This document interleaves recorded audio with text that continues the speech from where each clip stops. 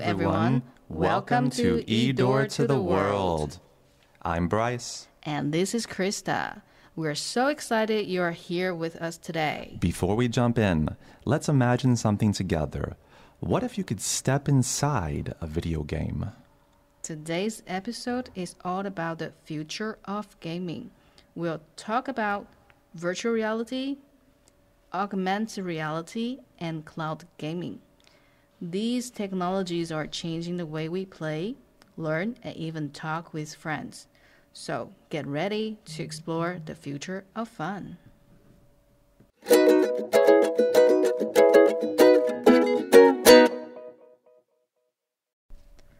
Let's start with the basics. Bryce, can you help us understand what virtual reality and augmented reality are? Sure thing. Virtual reality, or VR, is when you wear some special goggles, or it kind of looks like glasses. And sometimes on top of that, you wear some like gloves or hand controllers on your hands, or even a full bodysuit. And altogether, these things take you into a digital world. You might be walking on the moon, or swimming under the ocean, or exploring a haunted house, all without leaving your room. You can move, you can turn your head, you can see everything as if you're really there.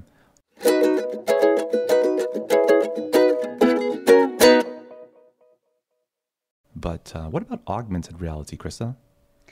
That sounds so cool. Okay, augmented reality, or AR, is a bit different. Instead of taking you to a new world, it adds digital objects to the real world. So, through a phone or AR glasses, you might see a dancing robot on your desk, or a spaceship flying across the sky above your school. Pokemon Go is a great example of AR in action. Oh, Pokemon Go. I still remember reading some news article about Pokemon Go. All the people in Taiwan when Pokemon Go first came out. Yeah, we went crazy. Oh, God. They were running across the intersection. The whole intersection was full of people trying to catch a Snorlax, rare Pokemon. Wow, those wild times. But yeah, Pokemon Go, classic example of AR in action. And yeah, AR and VR, these two technologies do truly help games become more immersive, which, like maybe I said before, means that you feel like you're inside the game. And I think as more people try VR and AR, developers are going to come up with even more exciting ways to use them. So now we know what VR and AR are, but how are they being used in games today? Let's find out.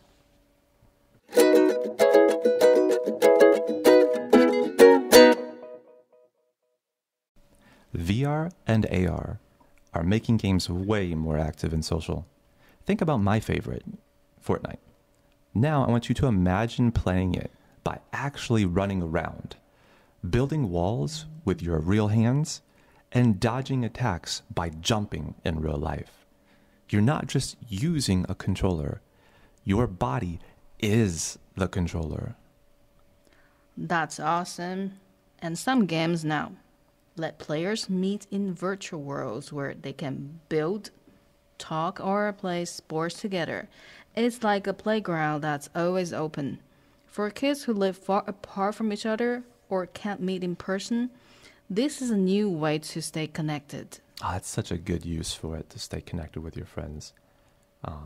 VR is also being used outside of gaming. For example, in schools for learning, on the job for some training, and in hospitals for healthcare.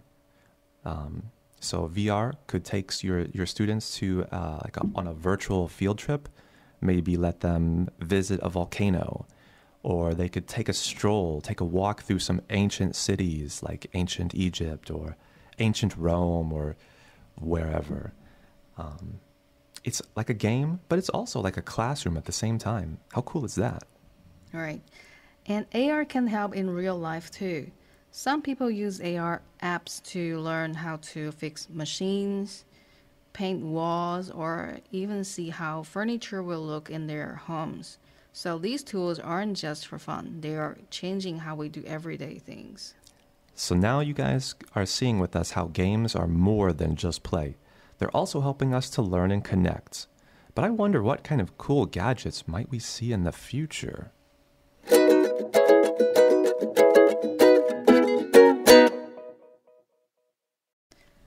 Now let's see future gaming tech.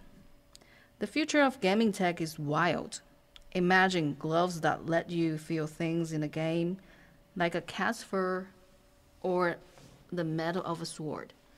Or maybe full suit that lets you feel when your character gets hit or hugged. Wow, hit or hugged. That sounds like a very interesting concept. I've also heard of some contact lenses, like that goes in your eye to help you see.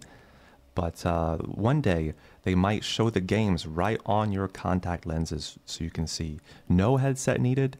You just blink, and your world becomes a game. And let's not forget holograms. What if a game could pop up in your living room, like a 3D scene floating in the air? You could be flying a spaceship in your kitchen or swimming with the dolphins in your bedroom. Wow, kind of like Star Wars, if you've ever seen that movie. Plus, cloud gaming is already here. Cloud gaming is, instead of downloading games or buying big consoles and having to deal with all of that, you can just stream the game.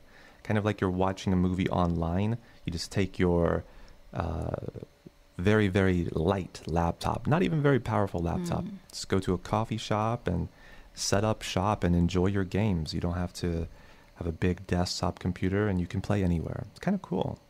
Yeah, because you don't need a big space to store the game anymore. Yeah, it just comes straight from the cloud. Yeah. And with all this tech, new jobs are popping up too. You could become a virtual world designer, a digital artist, or even a developer who builds AR tools.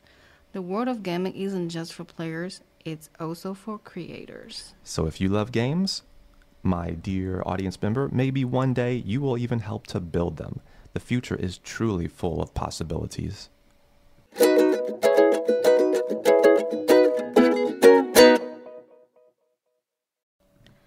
It's the activity time.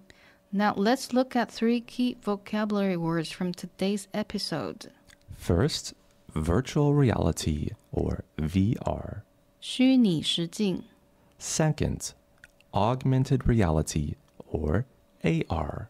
扩增实境. Third, cloud gaming.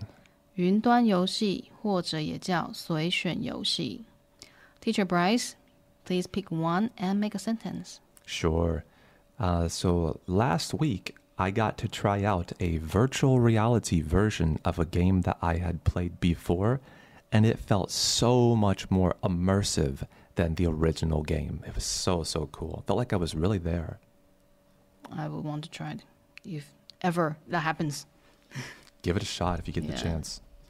All right, question of this episode. All right, so think about how we already use games to talk with friends. In the future, we might walk and play with friends from around the world in a shared digital space. It could really feel like we're being together even if we are far apart.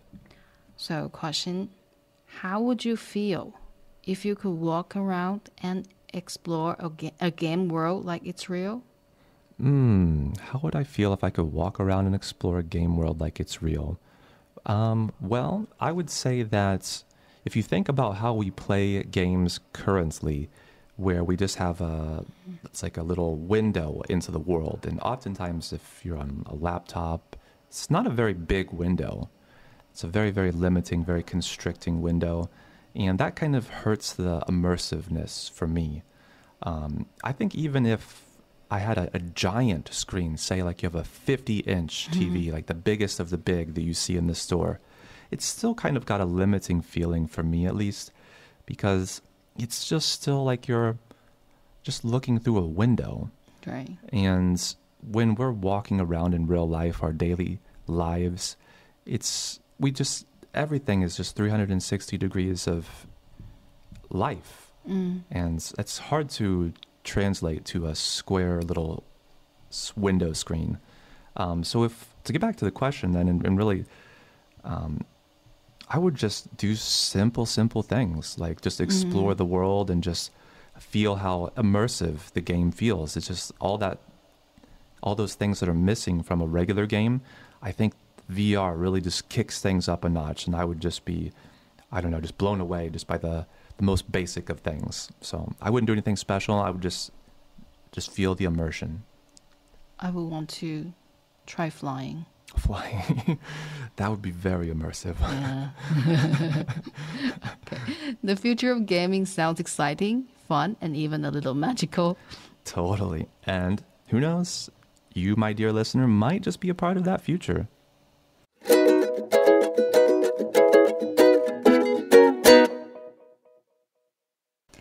Thanks for listening today. Don't forget to send in your worksheet answers using the Google form.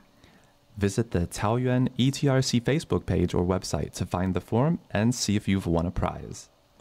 每集的说明栏都有 Google 表单连结，投稿一次就有一次抽奖机会，希望大家踊跃参加。 Stay awesome and keep gaming!